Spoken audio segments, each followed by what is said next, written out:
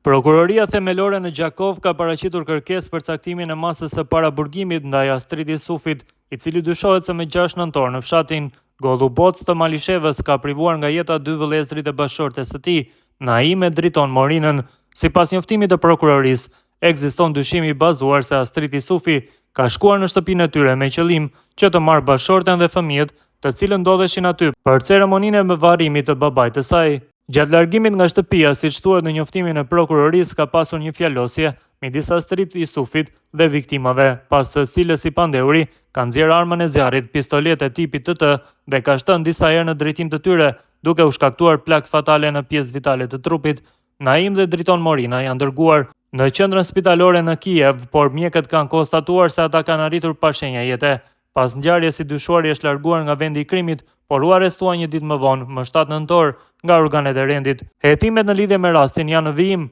ndërsa prokuroria ka theksuar se do të ndërmarrë të gjitha veprimet e nevojshme ligjore për zbardhjen e plotë të këtij rasti tragjik. I pandeuri Astrid Jusufi më datën 6/11/2025 rreth orës 11:25 minuta në fshatin Golluboc, komuna e Malishevës, me dashje ka privuar nga jeta tani të ndjerët Dritan dhe Naim Morina, që të dy nga fshati Golluboc, në atë mënyrë që i pandeuri si dhëndër i familjes të ndjerëve shkon në vendin e cekur më lart tek shtëpia e tyre për ta marrë bashkëshorten dhe fëmijët, e cila ndodhi tek familja e saj me rastin e varrimit të babait, e ku për këtë ceremoni varrimi kishin ardhur edhe tani të ndjerët Dritan dhe Naim Morina, e si shkak i problemeve dhe dhunës së ushtruar ndaj motrës së të ndjerëve. Gjatë largimit nga shtëpia e këtyre të fundit, në rrugë fillon një fjalosje në mes tyre, e në momentin kur dëshmitarja me inicialet IM